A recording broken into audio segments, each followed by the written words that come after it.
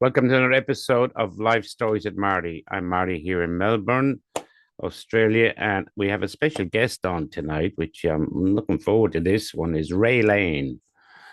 He's a former Irish officer, specialized in bomb disposal. He's done work all over the world.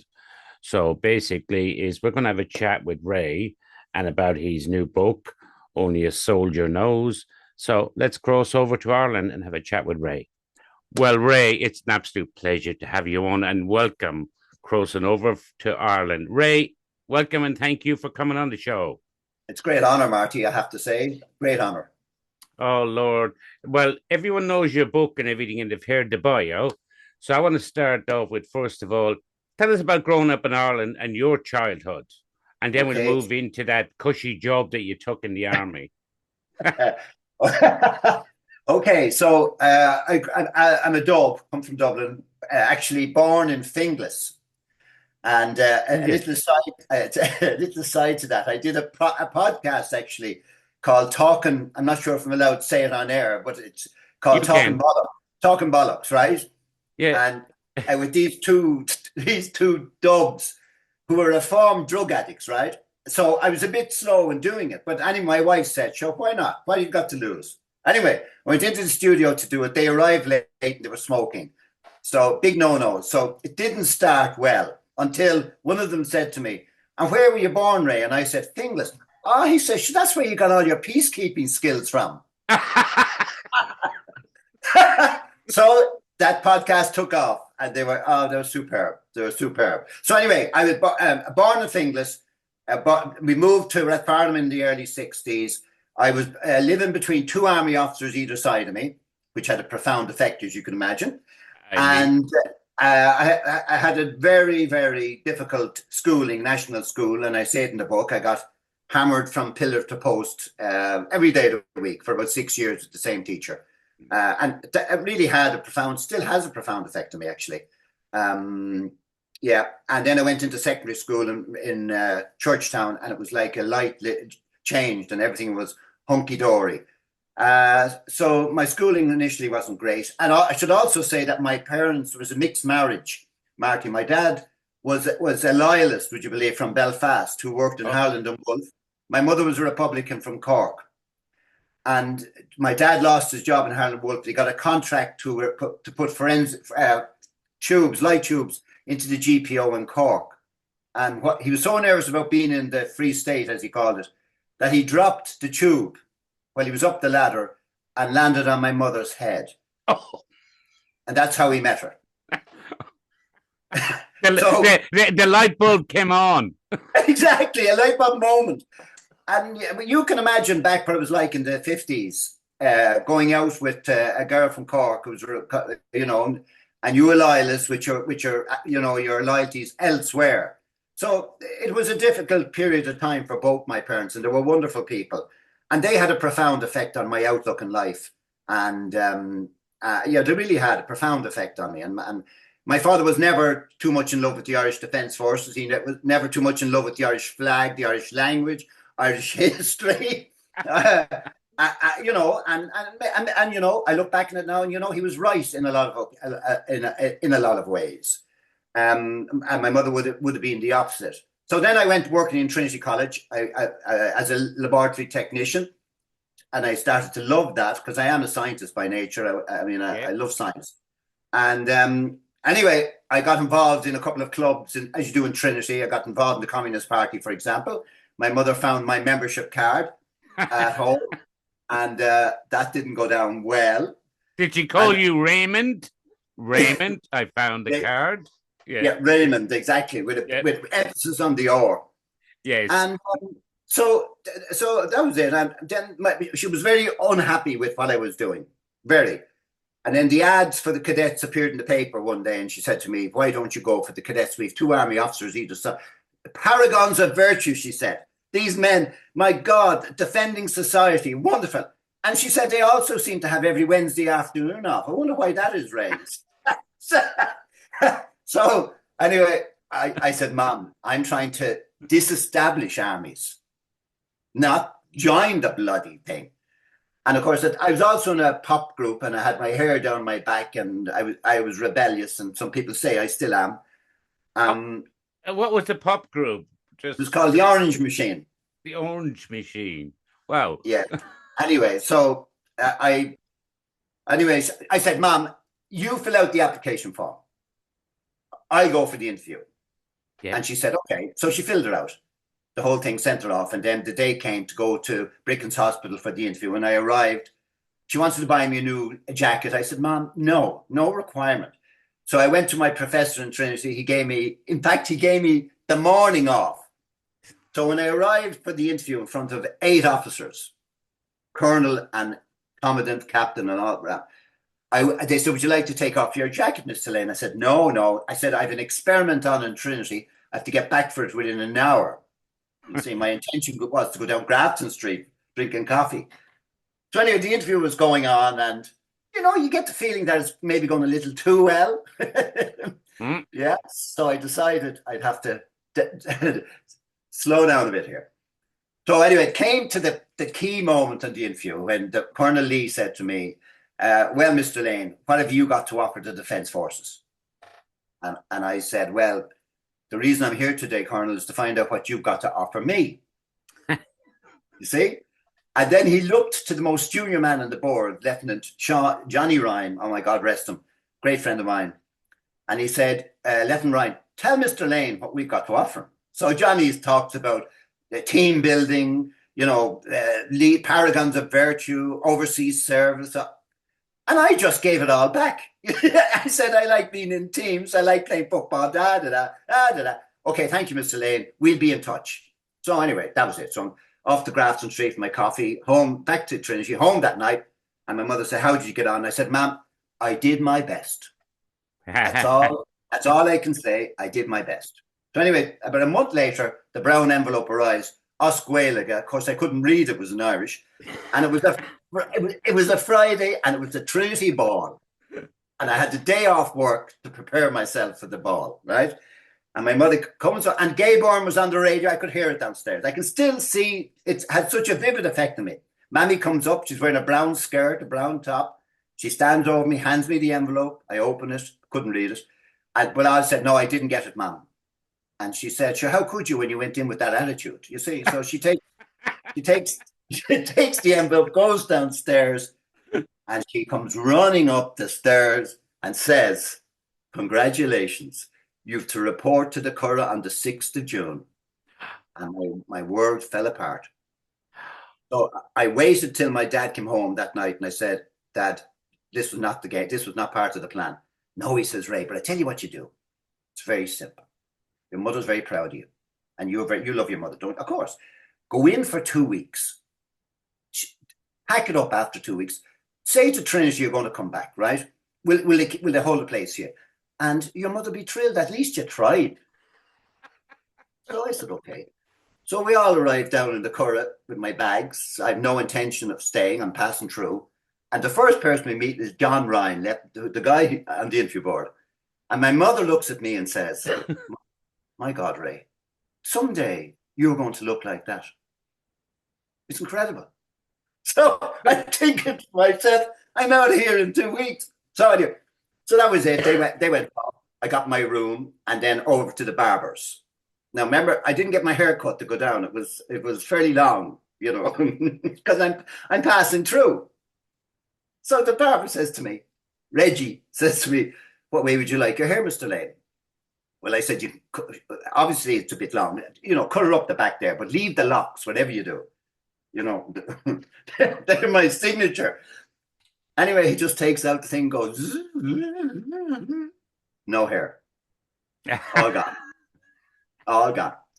All gone. And about a week later, I was doing A-levels in Dublin, and they kindly released me to finish my A-levels in chemistry. And I was going out with a girl at the time, and I met her under the famous clock in Cleary's. Yes. She walked by me, didn't see me. She walked the other way, and then I said, oh my God, Ray, what's after happened to you? I said, oh, I don't know. She said, you're now the establishment. And that was that. She broke it off of me on the spot. So I got the 10:30 bus back to the Curragh, totally depressed. And 45 years later, I retired on that day, 45 years after. Well, you know what, Ray, you triggered in my head there talking because when you talk about the Curragh camp, because obviously I was born on the Curragh camp. Yeah, I was yeah, born in the Curragh Military Hospital in 1965. I love the Curragh. yeah. We had like I grew up there till I was 17 when we left after my dad did, but it was lovely. We used to use, the training grounds, which I've seen that you Yeah, use training the grounds. obstacle course. That was actually our playground. Go away, go away, Yeah. go away. I have a very fond, and I obviously worked in the Curragh then. I was commissioned and sent into the Curragh. I'm a little despondent, Marty, today with the state of the Curragh. No, I would agree with you that Yeah.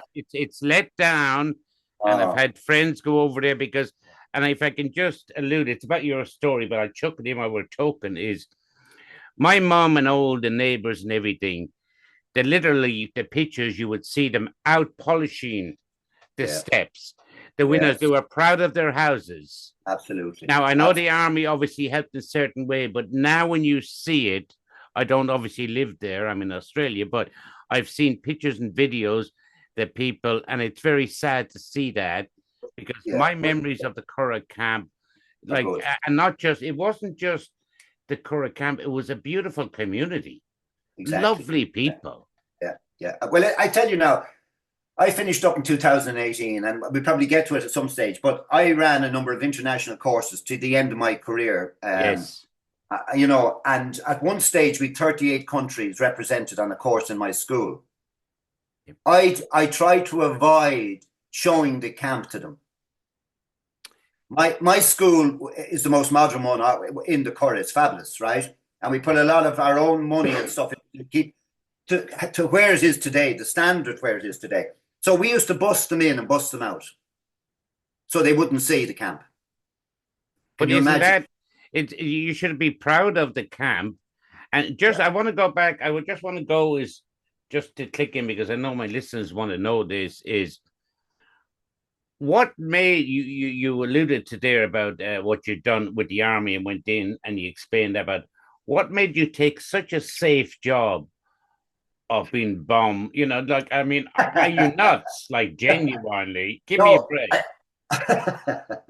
no. Okay, so I started off as an infantry officer in Limerick, as I describe in the book, down in the 12th Battalion with people like Des Rooney, characters like Des Rooney. I mean, if people don't know who Des Rooney is, Yeah, try yeah, and find out. I mean, fantastic people. But at heart, I'm a scientist. yes, So, I mean, I've gone to UCG with the army to do a chemistry degree. So, I am a scientist, right? And when I when I was down in Limerick in the 12th Battalion, and I mean, I went to Portlaoise prison with them, the border, and loved it all. But I used to watch the bomb disposal guys coming down on Friday, taking over duty with responsibility for Shannon Airport. And I'd see them with their robots and their equipment. And there was something about them that I don't know what it was. Professionalism, yeah, definitely professionalism, and just the scientific work they were doing and the robots and the explosives. And it just drew me to it, right? And I was fortunate enough to meet a number of them, get to know them in Limerick when they were on duty. And I said, you know what? When I finish my degree in Galway, I'm going to apply for the Corps. I'm going to apply for it, and I did. And I dragged up to the bar in 12th Battalion. And by the way, I'm going down there shortly to give them a talk. yeah. Uh, and the battalion commander said to me, Elaine, he said, you're going to join the Ordnance Corps now. Do you know that? I said, well, I'm hoping, sir. Well, he said, you know what you're missing by leaving here? I said, oh, I'm missing it. He says, you have no idea. He says, I can send you to the reserve every 2 or 3 years and you'll get extra pay. I can send you overseas, and you're going to miss out on all that by going to do this, as you said, crazy thing, right? Yeah, yeah, I said, sir, I appreciate the offer, but really, that's what I want to be. yeah, So, so that was it. So in 1973, then I joined in Clancy Barracks, the wonderful Clancy Barracks, and yeah. joined the Ordnance Corps, and never regretted a second of it. So to answer your question about bomb disposal, okay, so as you know, the Ordnance Corps is more than bomb disposal, and Interestingly, Marty, when they asked me to write the book, their focus was totally on bomb disposal. Gil. You took the question, the next question I was going to Yeah. ask you. Yeah. Sorry, go ahead. Yeah, they're total focus. When I met them, I mean, I met them 7 times before I agreed to write the book. I didn't want to do it. And I fought them all tooth and nail. I have no interest in writing a book. Why did you not want to do it? I don't think I'm any different than anybody else that served. I don't think I deserve a book. That's basically it, right? That was it. That is simple as that. Anyway, I agreed to do it. And when we got talking to the publishers, it was all bomb disposal. What's it like to be in the bomb suit? What's it like? What was the biggest bomb you ever dealt with? What's the smallest bomb? Did you da da da da da da? And I said, you know, an Irish military person's life, unlike most other militaries in the world, we're responsible for many different things. We talk about women multitasking. Well, Irish Defence Force personnel are the kings and queens of multitasking because they have to, because we don't have the resources to, you know, like I served with the Americans in Afghanistan. I saw how they can focus in on one aspect of a military life, and that's it. That's it. The Irish, we're everywhere. I mean, I tell the story again. The famous writer Robert Fisk. You know Robert Fisk? Yes, yep. Anyway, Fisk did some great work for me in Bosnia, writing the London Independent, and you know, superb work that really changed things for me in Bosnia. And then I met him 4 years later. He's getting off a helicopter in Beirut. I'm getting on the same helicopter with a tray of eggs, and he looks at me and he says, "Why, Jesus, Ray, you've come a long way." See, you know, bomb disposal, food officer, diplomat in Bosnia, you know, advisor to a 4-star general in Afghanistan. There's only one country in the world could do that, and that's the Irish. And I'm not, and I mean that. And I'm the greatest critic. I'm the greatest critic of ourselves now. Yeah, I understand that. Yeah. And from this point of view, I think we are so blessed with talented people. My only problem would be that we need to give these people more freedom, more resources, and the opportunity to use that God-given talent that they have. Would you agree with me, there now, Ray, is when I say that it's given them the and we spoke, and we're going to speak a little bit about mental health, because I know you do a lot. And your book opens a lot of doors and people to relate to it. Would you agree with me that there wasn't a lot of duty of care back then? And I speak about the families, Ray, and I'm probably going back to, which, you know, I've got my own story coming out. They sent the wrong man home, is like with Jerryville. But would you? Like, there wasn't, like, they did look after them, but some of the men, they didn't come back, or they didn't speak about it because they get demoted or not get promoted. Would that make sense to you? Oh yeah, no, absolutely. And again, and I talked about the broader point in a second, but from a personal point of view, I suppose one of the fears I had about writing the book was my wife was going to read it. Yes. I know what you mean. Yes, exactly. Right, exactly. Yep. Right. And my family. And I didn't want that, because when I went away, I came home. And as my mother, my wife has said, many occasions, she said, while you're out there saving the world, Ray, I'm trying to save the family. Right? And it is a very, very, you have to think about that. You have to think about that, right? Yeah. So, okay, so from that, but back to your bigger point. The care for people returning from, and you mentioned Jadaville there, and you mentioned and the Congo and Lebanon and places like that. The care that I observed during my time, certainly in the younger years, was non-existent. I came back from, and I don't mind saying it on air, Marty. Yes. No, thank you. I came back from Bosnia in a very bad way. A very, very bad way. I wasn't sleeping. I wasn't eating. I was dreaming continuously about things I'd seen out there.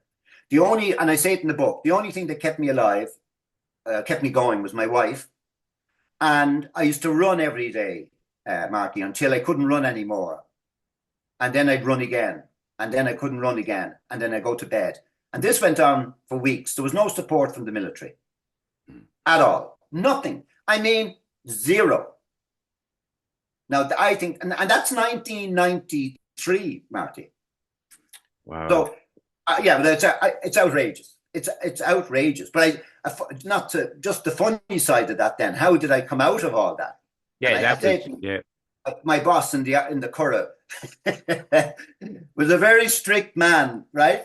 And I'm only back after my month's sick leave, God, and not well. And he calls me in and he looks at me and he says, Lane, I don't know what you're doing out in Bosnia, but get that out of your system. Now, he said, before you left for Bosnia, you wrote me a report. Do you remember the report? I said, I don't, sir. I have it here. And I've taught you how to file a report before, how to prepare a report to send your commanding officer, naming me, and you failed to do it on this occasion. So let me go through it again. Here's your report. Here's a 1 foot ruler. What you do is you place the ruler on the page, you go 1 inch by 1 inch, you get the holder and you hold it, and you put the treasury tag through that hole. Do you understand that, Captain? Yes, sir. Okay, now you can go now. Right? So I salute him. I got into my car, and I just thought about this. I've just come from Bosnia, where I've seen some, horrendous. And I was the boss out there. And now I'm being taught how to put a hole in a sheet of paper. Yeah. The tears rolled down my eyes, and then I started laughing. And I laughed the whole way back to Kent Officers' Mess as I went back for coffee. And you know what? That was it. I was out of it. I was back to normality. But you go there. You're very honest about it, and I know your book. That's why it's a big seller. But like, how did you like what you went through and what you came back? You were obviously, I can get her. You were silent. How did your family deal with that, or did you just protect yourself to protect the family? Yeah, that's exactly what I did. That's what I did. My wife went to work, my kids went to school. So I would put on a brave face. I wouldn't get up in the morning, but when they came home, then I put on a brave face. But I would disappear for hours then. Disappear for hours, walking around Punchestown Racecourse, doing the loops, running around it. And then I'd come home with a smile on my face, wishing them to go to school and go to work ASAP. Yeah. It was, a horrendous time, Marty. Nobody should have to go. And by the way, I'm speaking about Ray Lane here.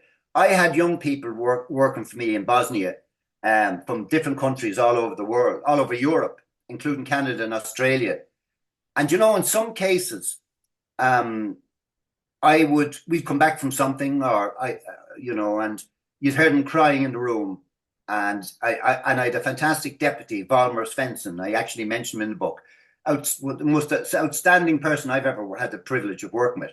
But he'd go in, talk to them, and then he'd come out and he says, Lane, they have to go home. So I was rotating my people every 2 weeks. That's all they could last. And then with the core, myself, my deputy, and my driver, Tony, who subsequently died, sadly, we stayed for the whole period of time. By right, we should never stay there that long. But they wouldn't have got me out, Marty. Do you know what I mean? No, but you know what? No, Ray, for my listeners, just I'm listening to you intensely. You can tell my ears are perked up. They're not that big.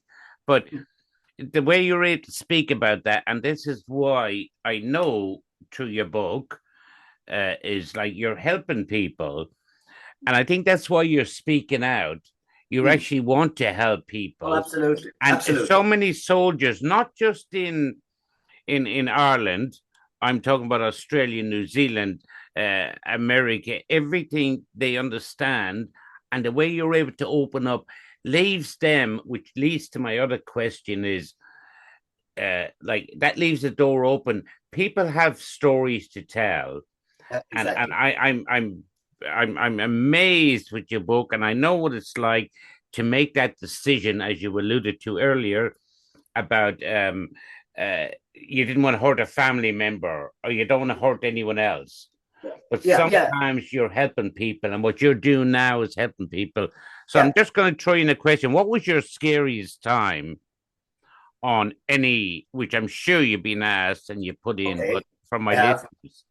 Yeah, and you know, if I said to your listeners, what do you think my scariest time would be? They'd say, "Oh, bomb disposal."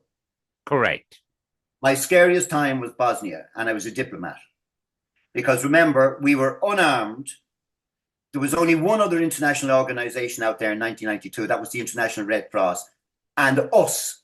We were EU diplomats, unarmed, in the middle of that war. I mean, I woke up I was awoken one morning at 2 o'clock in the morning where a guy with a machine gun decided to take out every window in the front of our building, right?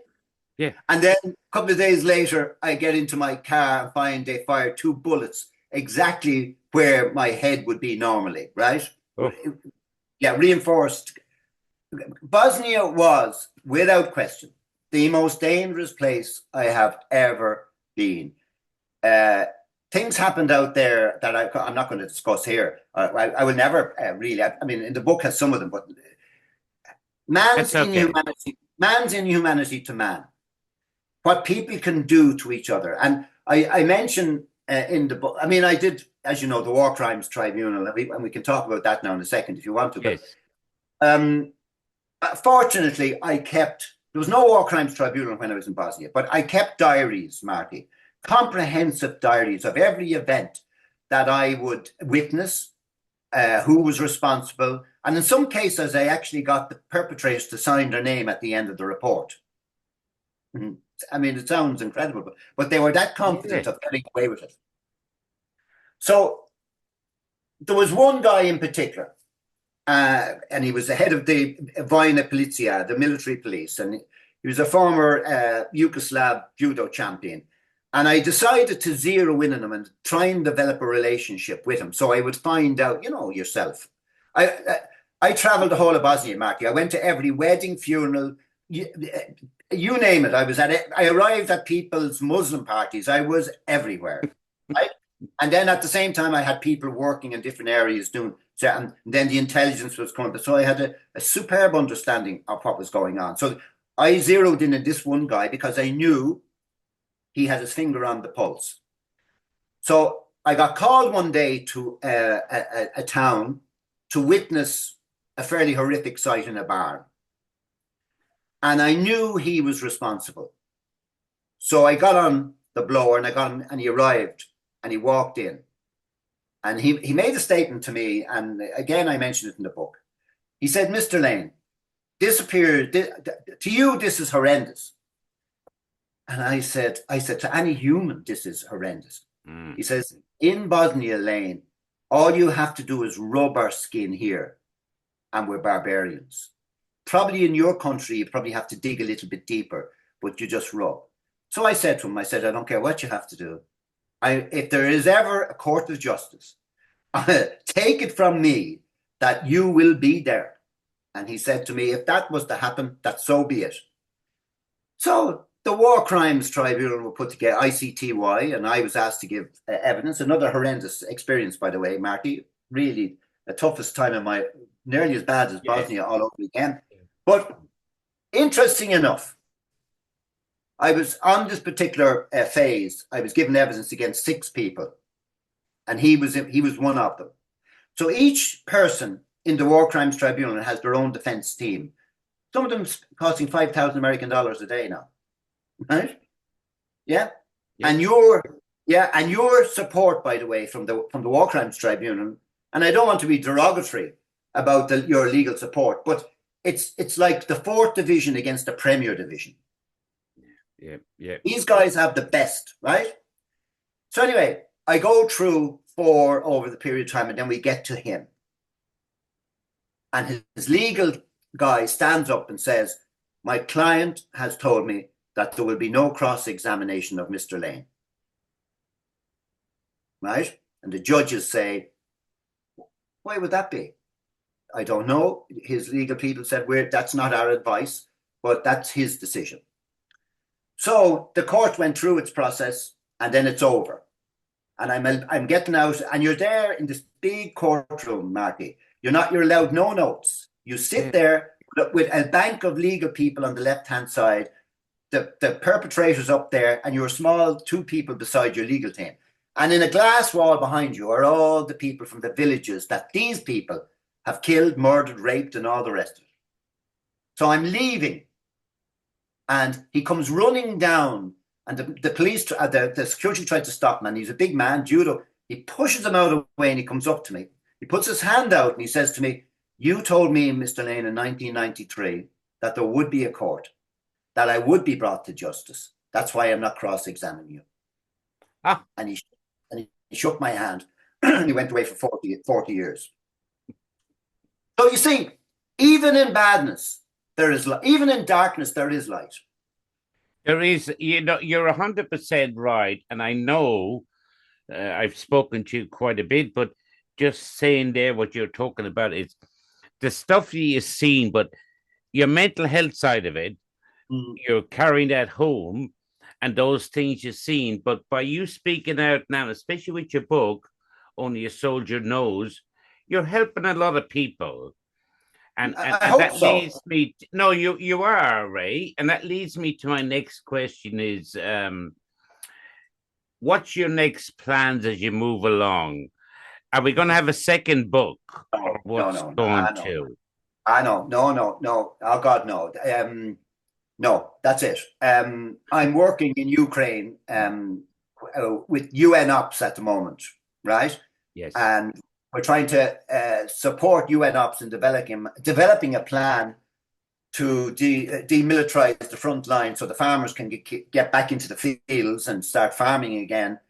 And I'm also trying to get the Irish government, Marty, to buy Irish humanitarian equipment to send it to Ukraine and not be giving money to international organizations to buy American and British kit when we have equipment in Ireland that could be sent.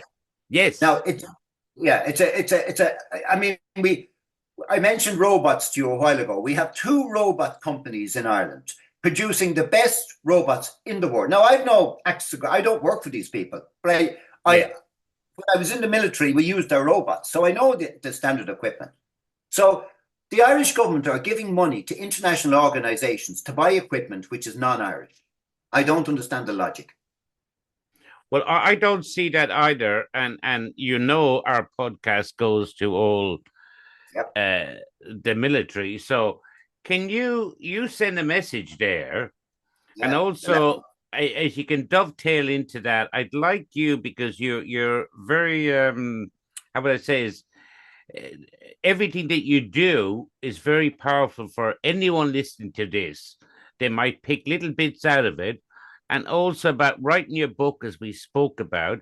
Can you let us know, give some advice to people out there that have hidden stories, whether it be army, police, whatever. What advice would you give them to, as you alluded to earlier, that you struggle with getting your story out in the end? What advice would you give?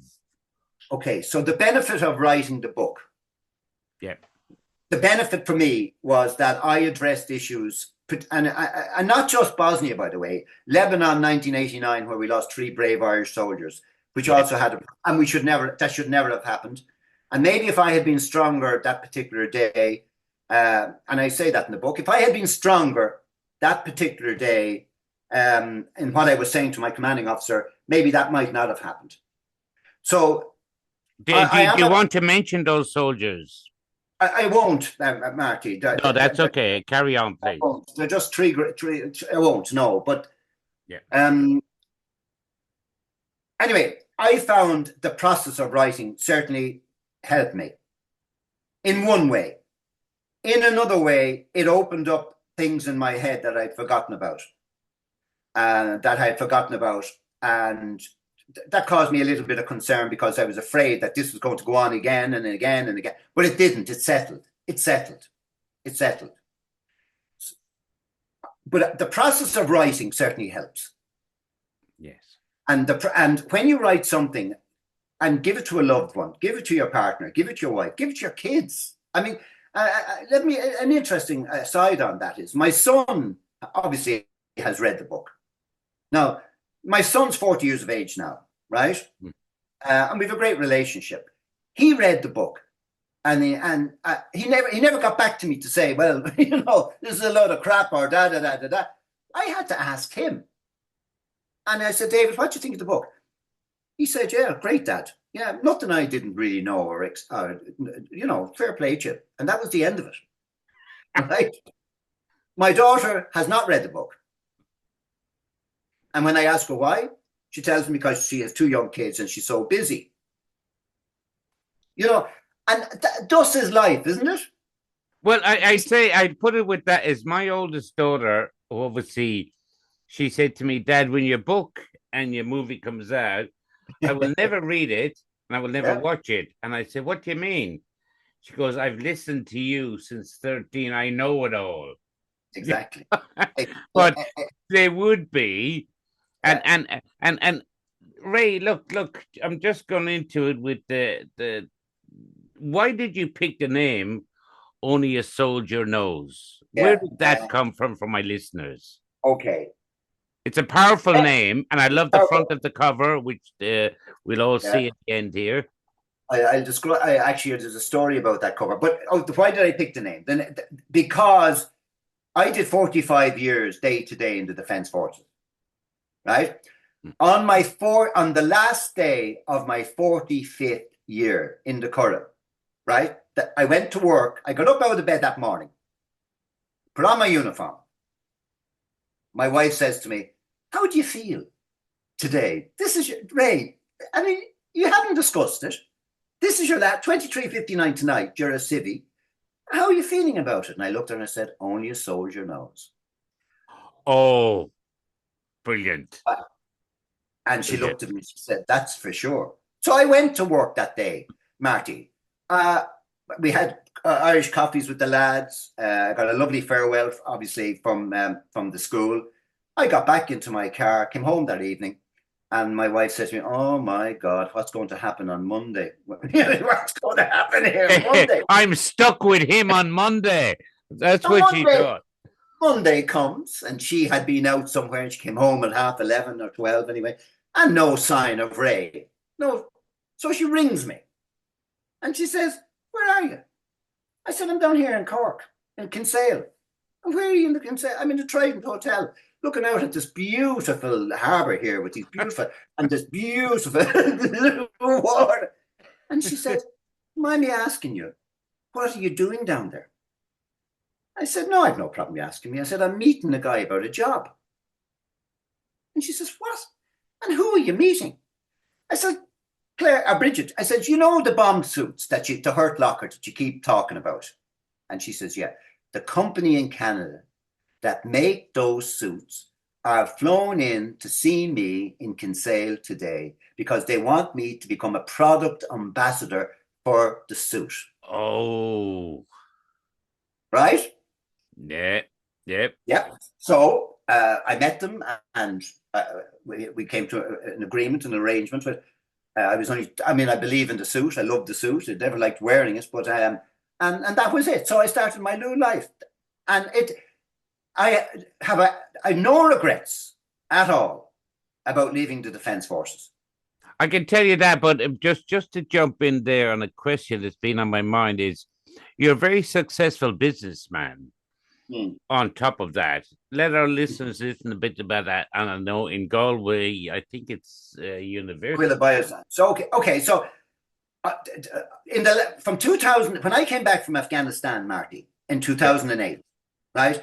So I'm what age? I'm 57, 58 years of age at that stage. And remember, I could serve till I was 65, you know?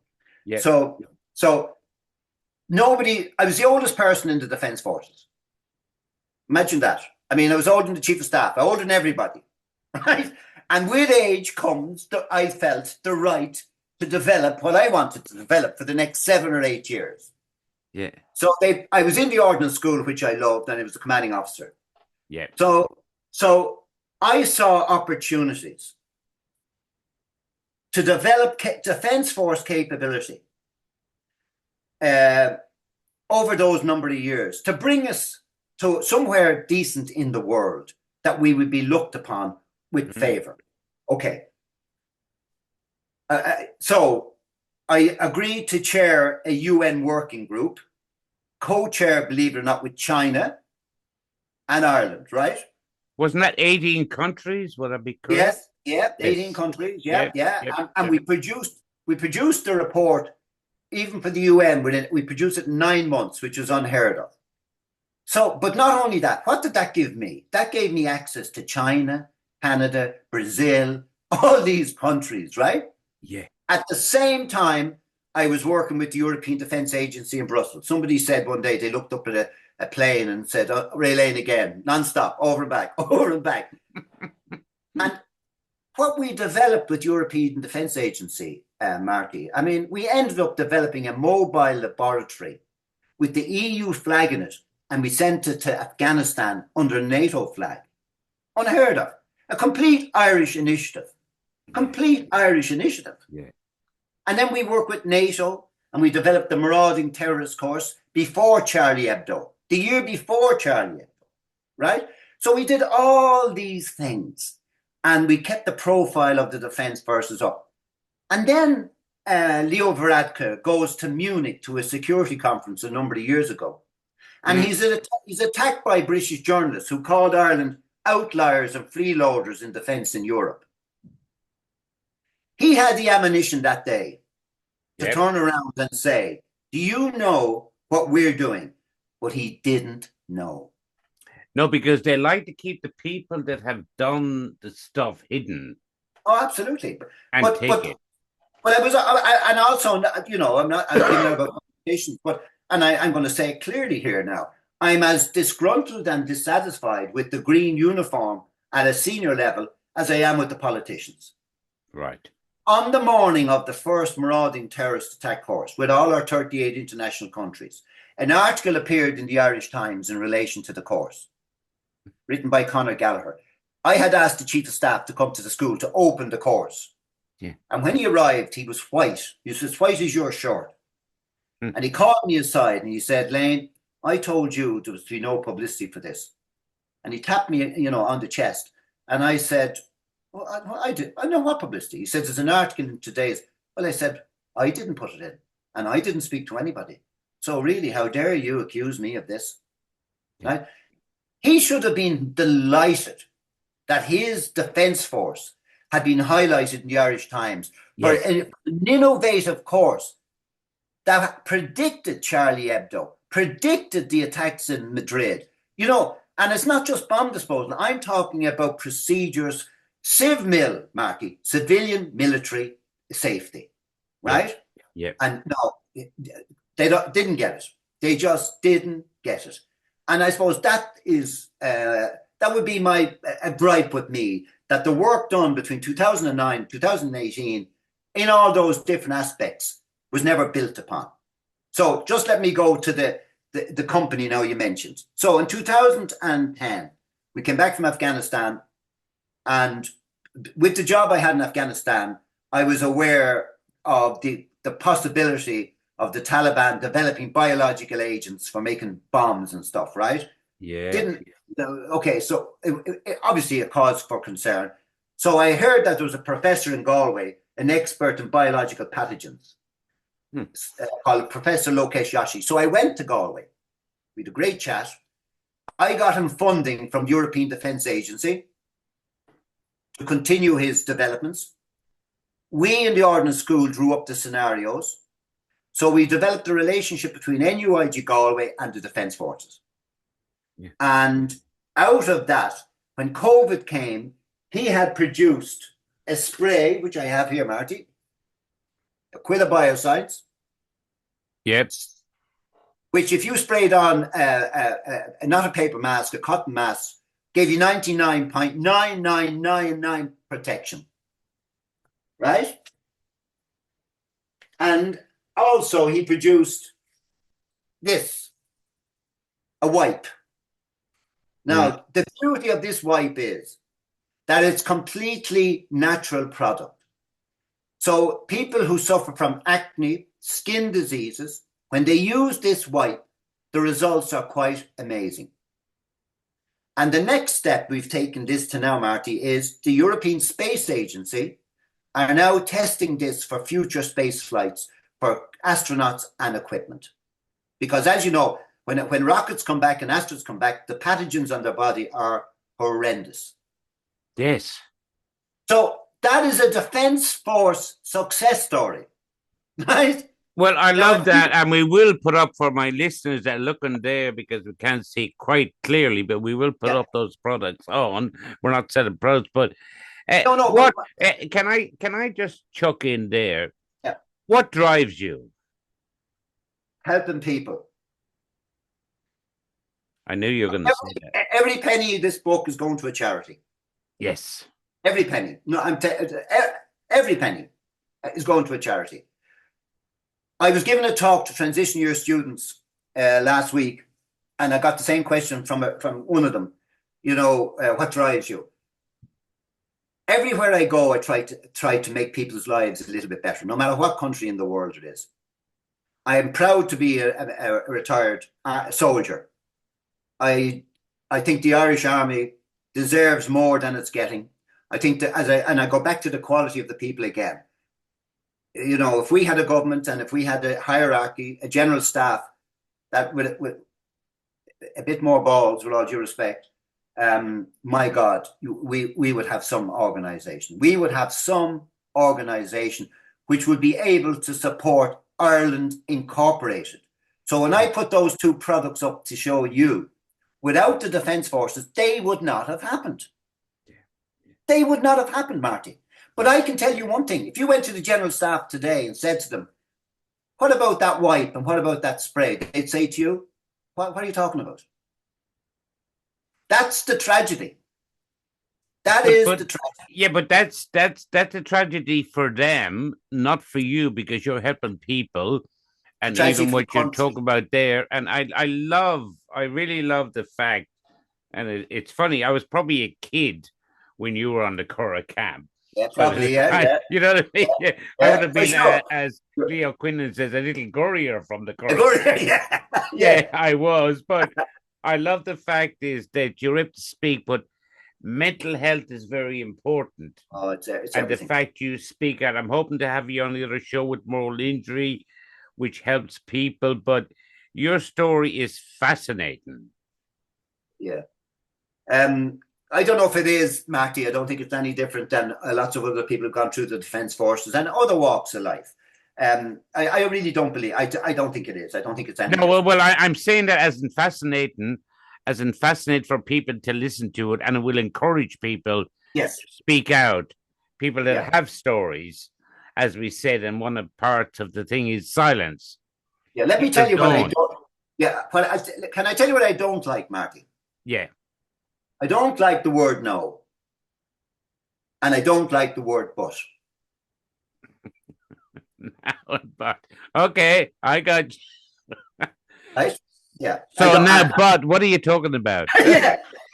So, and it's funny when you take the word but away from people. And I in the book, I talk about these ceasefire things we were doing up in Bosnia and the way I was getting history lessons every day of the week and it was and I allowed them to speak for maybe 2 days, and then I went away and I wrote up on a board in Serbo-Croat the rules of the meeting. And the first rule in the meeting was no history lessons. Number 2, no use of the word but.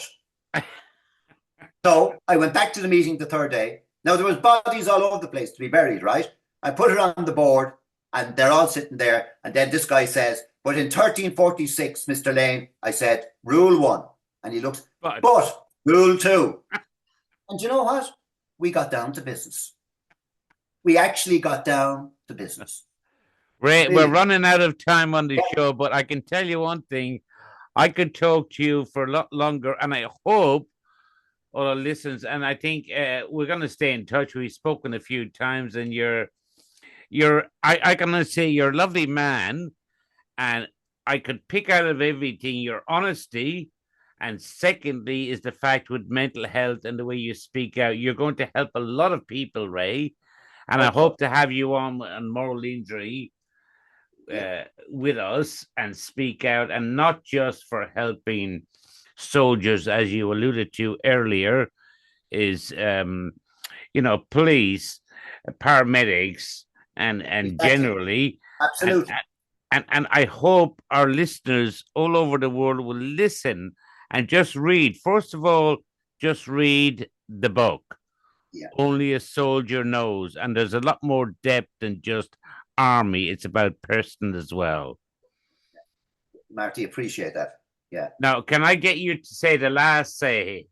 I need you to finish off and give any advice to anyone, like I asked earlier. But to finish off the show, I'd like you to do it. I could carry on this show, but people would probably go, "Oh my God, this guy doesn't stop talking," as in me. Okay, so in my okay, I mentioned to you I don't like the word but, and I don't like the word no, and I don't like negative process, right? Yes. So one of the ways I got through the bad times was just being positive. And my wife was a great help. So we put stickers all over the house with "Be positive, be positive, be positive." So if I, for one moment, said, "Oh my God, back to Mostar and that bridge," and she'd point the finger and she'd say, "It's like the rules, Marty, of the meeting. Be positive.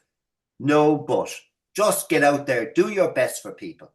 Just do your best for people and kind of have a smile on your face." And I know it's not, I mean, you can't be like that all the time. And I understand that. But, you know, when you've been down in the depths and you get above and see the blue skies and the blue water, a bit like what I described in Kinsale when she rang me that day, expecting me to be in the pits of despair in my bed. And I'm down looking at the harbour in Kinsale, you know. Did to No, finish off, Ray? Did you ever contemplate suicide no, or contemplate anything like that? no, but no, I didn't, Marty. No, thank God. No. What I mean by there is, as well as, did you have any friends that did that or guys? Yes, on the day the book was Yeah. launched, Ah, on the day the book was launched, um, a guy who did so much work for me in the ordnance school committed suicide. ah, And we spoke about him. I was going to cancel the launch that night, and I didn't. We went ahead, Cathal Berry and myself, and we spoke about him at the book launch yeah, because his fingerprint is all over one of the chapters in that book. yeah. So, to answer your question, yes. I mean, that was, you know, I've seen death and destruction close up, and Yeah. oh, it's terrible, terrible, terrible. But Marty, if there's anybody out there wants to make contact with me over anything, please give them my email address. I will indeed. And can you just Please. call it out there? And can more to the point is, we've obviously going to put it up at the end of the show, but can you tell them where they can buy your book? Yeah, What's it's the on best? Amazon. I'm on Amazon, Yes. and in fact, if you Google it, it's everywhere. I mean, I'm just shocked at where it is. To be honest with you, you know. No, and you know what? I'm not just shocked. I'm very. It's a beautiful read, guys. It really is. And listen, Ray, I thank you so much for the time. I could carry on for 5 hours with you, and you still be talking. But you're, please keep up what you're doing. We'll stay in touch. Please Love do, to yeah. have you on moral injury because I know you work with mental health, and for all the soldiers here, police, everything. So, Ray, thank you so much. Marty, it's been a pleasure, and thank you for the opportunity. I really appreciate it. Really, You're a lovely man, and please go on to see more about Ray and more on this podcast and the audio podcast. Listen in your radio or on your way to work. You can listen and then watch the video podcast coming out on the 5th. Have a look at it, Ray. It's a pleasure, and let's keep in touch, my friend. absolutely, Marty. Look after yourself, and thank you for Okay. everything. Thank Thank you, you. Ray.